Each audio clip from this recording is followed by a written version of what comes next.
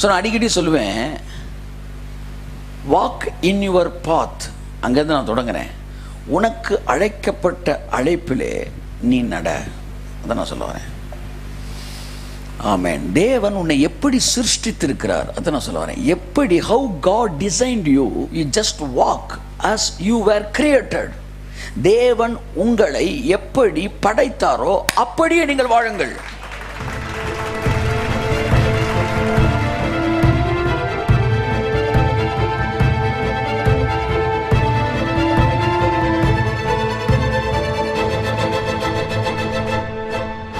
உங்கள் கணவர் போதனையின்றி ஆதாயப்படுத்தப்படுவார்கள்.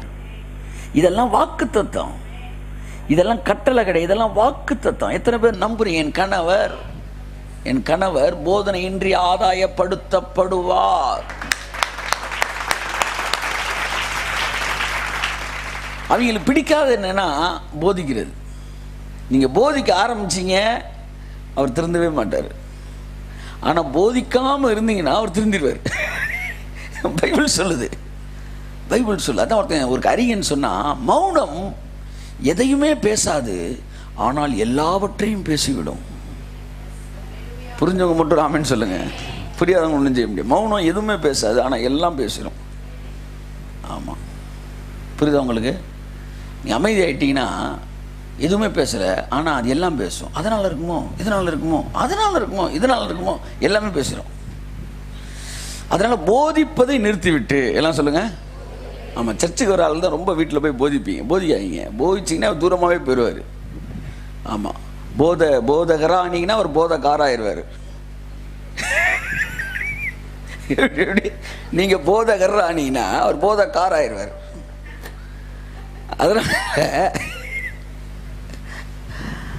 அதனால் இப்போ உங்களுக்கு தேவை, நான் என்ன சொல்ல வரேன், அதனால் போட்டியில் ஜெயிப்பதா அல்லது பரிசை வெல்லுவதா? பரிசை வெல்லுவது அதான் முக்கியம். அப்போ உங்களுடைய கற்புள்ள நடக்கையை பார்த்து அவர்கள் போதனையின்றி ஆதாயப்படுத்தப்படுவார்கள். இதை நீங்கள் திருப்பி கூட போட்டுக்கலாம். உங்கள் கற்பில்லாத நடக்கையை பார்த்து உள்ளே இருக்கிறவனும் வெளியே போகிறதுக்கான அப்படி கூட இருக்கலாம். ஸோ நான் அடிக்கடி சொல்லுவேன், வாக் இன் யுவர் பாத். அங்கேருந்து நான் தொடங்குறேன். உனக்கு அழைக்கப்பட்ட அழைப்பிலே நீ நட. அதை நான் சொல்ல வரேன். ஆமென். தேவன் உன்னை எப்படி சிருஷ்டித்திருக்கிறார் அதை நான் சொல்ல வரேன். எப்படி, how God designed you, you just walk as you were created. தேவன் உங்களை எப்படி படைத்தாரோ அப்படியே நீங்கள் வாழுங்கள். நீங்கள் இன்னொரு ஊராய் வாழ என்ன செய்யாதீர்கள், முயற்சிப்படாதிருங்கள். புலி பாஞ்சு வேட்டையாடுதுன்னா மயிலும் அதே மாதிரி பாயணும் எனக்கு ஆசையாக இருக்குன்னு பாஞ்சிச்சுன்னா கழுத்தை கவிட்டு போயிடும் நரி. அப்போ மயில் ஆடுவதற்கு படைக்கப்பட்டது, புலி பாய்வதற்கு படைக்கப்பட்டது. பாருங்க, ஒவ்வொன்றும் ஒவ்வொரு காரியத்துக்காக படைக்கப்பட்டது. பெண்கள் பெண்களாக இருக்கும்படி படைக்கப்பட்டார்கள், ஆண்கள் ஆண்களாக இருக்கும்படி படைக்கப்பட்டார்கள். த டிசைன், ஆத்தென்டிக் டிசைன், அதை நீங்கள் நல்லா புரிஞ்சுக்கணும். இங்கே பிரச்சனை எங்கே வருதுன்னா, நீங்கள் நீங்களாக இராமல் நீங்கள் வேறு ஒருவருக்காக மாற விரும்புவது தான் பிரச்சனையை ஆரம்பிக்குது. இந்த குழப்பத்தை ஏற்படுத்துகிறவங்க தான் இந்த ஃபெமினிஸ்ட்டு. அதனால தான் அவங்க 10 பேர் 9 பேர் டைவர்ஸ் ஆகி உட்காந்துருப்பாங்க. ஏன்னா அவங்க தானாக பைபிள் சொல்லுது, நீங்கள் அழைக்கப்பட்ட அழைப்பிலே நீங்கள் ஓடுங்கள். ஆமென் சொல்லுங்க. ஆமாம், நீ ஆமென் சொன்ன ஆமென் நான் சொல்லுங்க. ஏன்னா ஃபீமேல் வாய்ஸே அப்படி தான் இருக்குது. உடனே நீங்கள் நான் ஆண்கள் மாதிரி ஆமென் அப்படின்னீங்கன்னா ஒதுங்கிடுவாங்க. நீங்கள் நினச்சிக்கலாம் ஆம்பளை மாதிரி நான் பேசுகிறேன்டா, நான் என்ன ஒதுங்கிடுவாங்க. அப்போ நல்லா பாருங்கள், பெண்ணை தேவன் எப்படி சிருஷ்டித்தாரோ அப்படி தான் பெண் இருக்க வேண்டும் என்று விரும்புகிறார். அதே ஒரு ஆண் அதை என்ன செய்ய முடியாது. A man without a woman is a man with brain without heart. பாருங்கள், ஒரு மனுஷனுக்கு பிரெயினும் வேணும், ஹார்ட்டும் வேணும். ஹார்ட் என்ன செய்யும், ஐயோ அப்படின்னு, ஐயோ ஒருத்தன் ரோட்டில் லிஃப்ட் கேட்குறானே, ரொம்ப அவனை கூட்டிகிட்டு போவோமே அப்படின்னு தோணும். பிரெயின் சொல்லும், கொஞ்சம் யோசிச்சுக்கப்பா, அவன் பாட்டுக்கு வண்டியில் ஏற்றி கத்தியை வச்சுட்டானா போச்சு. ஏன்னா அதுக்கப்புறம் கொஞ்சம் தூரத்துக்கு இத்தனை கிலோமீட்டருக்கு வீடும் இல்லை, எதுவும் இல்லை. அப்போ பிரெயின் சொல்லுது, பிரெயின் எச்சரிக்குது, மனசு என்ன செய்யுது, உருவுது. ரெண்டுமே வேறு வேறு நோக்கத்திற்கு படைக்கப்பட்டது. இது ரெண்டும் இருந்தால் தான் மனது. கர்த்தர் வரும்போது சொன்னார், ஒரு பெண்ணோட துணை எல்லாருக்கும். ஆண் வெறும் பிரெயின் தான், எப்போவுமே ரொம்ப சுதாரிப்பாகவே இருப்பான். அவனுக்குல ஆணோட துணை இல்லாத பெண்ணு, மூளை இல்லாத ஒரு மனுஷன் எப்படி இருப்பான்?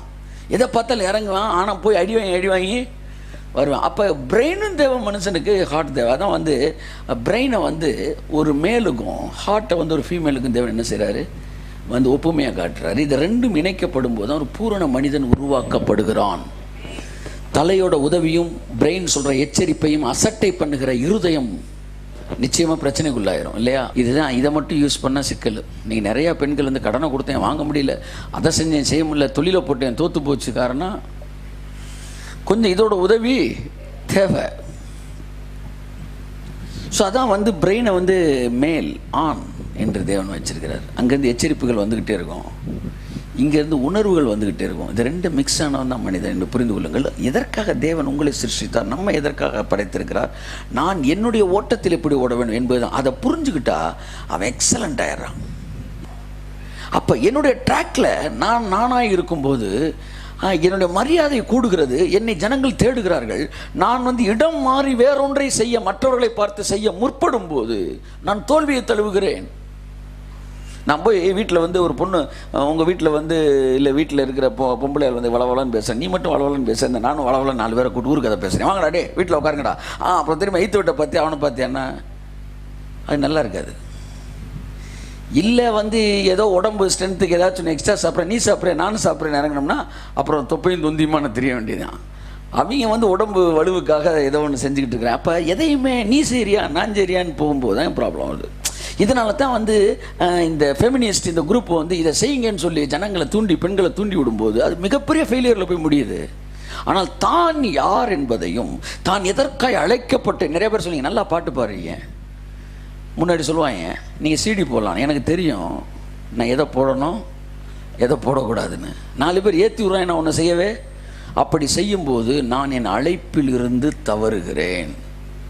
அந்த மாதிரி அழைப்பில் இருந்து தவறி நான் வேற ஒன்றை செய்யணும்னு செய்ய முற்படும் போது அங்கே தான் பிரச்சனை ஆரம்பமாகிறது. ஆமென் சொல்லுவோம்.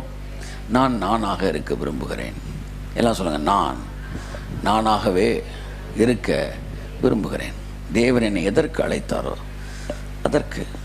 when I was assistant, I was a complete assistant.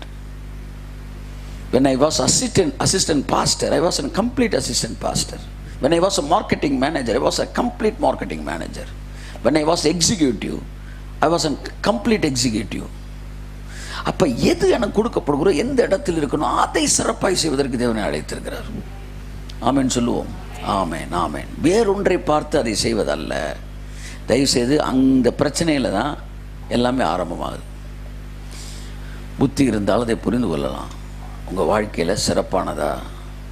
அதான் நான் சொல்கிறேனே, 8 மணிக்கு 9 மணிக்கு திருச்சி பஸ்ஸு போது திருச்சிக்கு போகிற ஏறி உட்காந்துருக்கீங்க, திடீர்னு 8:30 மணிக்கு நாகர்கோவில் பஸ்ஸு கிளம்பிடுது. அந்த பஸ் சீக்கிரமாக கிளம்புதான்னு சொல்லி அதில் ஏறி உட்காருவீங்களா?